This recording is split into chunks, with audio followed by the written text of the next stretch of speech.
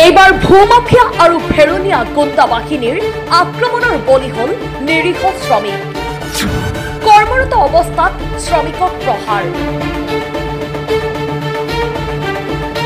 ১ নং পূব বংশৰ মৌজাৰ হাজো ৰাজচক্ৰৰ অন্তৰ্গত হানপাৰা গাঁৱত সংঘটিত হয় এক মাৰপিটৰ ঘটনা।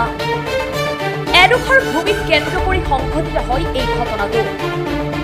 বংশৰ হানপাৰা গাঁৱৰ এডোখৰ ভূমিত জ্যোতি প্ৰসাদ দাস নামৰ কৰ্মচাৰীজনৰ লগতে আন এজন শ্ৰমিকে কাম কৰি থকা অৱস্থাত প্ৰায় ৩০-৪০ জনীয়া এটি ভেৰুনীয়া গুণ্ডা বাহিনীয়ে হঠাৎকৈ উক্ত লোকজনৰ লগতে আনজন লোকক মাৰধৰ কৰি গুৰুতৰভাৱে আঘাতপ্ৰাপ্ত কৰে।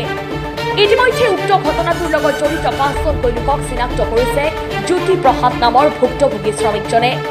লোককেইজন ক্ৰমে ত্ৰিকেন দাস, কবিন দাস, মহেশ দাস, ইন্দ্ৰ দাস আৰু দেৱীৰাম দাস।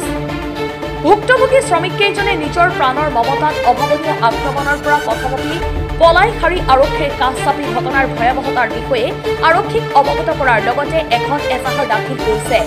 পৰৱৰ্তী সময়ত আৰক্ষীয়ে অনুসন্ধান চলাই উক্ত লোককেইজনক আটক কৰে। নমস্কাৰ, মই শ্ৰী জ্যোতি প্ৰসাদ দাস। মই বাগান গাঁৱতে ৩ মাহ ধৰি আমি ইয়াতে কাম কৰি আছিলো। এইখিনি মাটিত আমি কাম কৰি থকা অৱস্থাত কালি এনেকে আহিলো।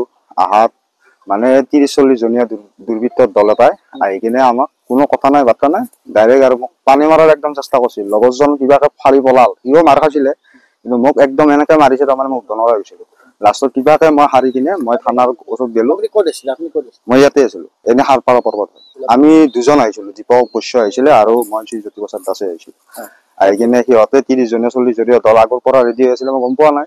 আমি আহিলো, আহোঁতে একদম পতানে গাড়ীখন ৰাখিছো, পুৰা মোক মাৰিছে, একদম পানী মৰাৰ চেষ্টা কৰিছিল। কিবা এটা ভূমিকেন্দ্ৰিক কিবা হৈ আছিলে, চৰকাৰী মাটি এটা সিহঁতে দখল কৰি আছিলে। এইটোতো পাট্টাৰ মাটি হয়, সিহঁতে দখল এইটো পশ্চিমাৰে আছে, তালৈকে বোলে সিহঁতৰ মাটি। মই শুনা মতে আৰু ভূমাফিয়া যেনে লাগিছে সিহঁতক। যেনেকে দাও, কোদাল, শিল, মোকতো ৰদেদি কোবাইছে, বাঁহেদি কোবাইছে, মই হাতুৰি লৈছে, হাতুৰি দি মাৰিছে। কিবাকে মই পলাই গলো, থানা গলো, থানাত এজাহাৰখন দিছো।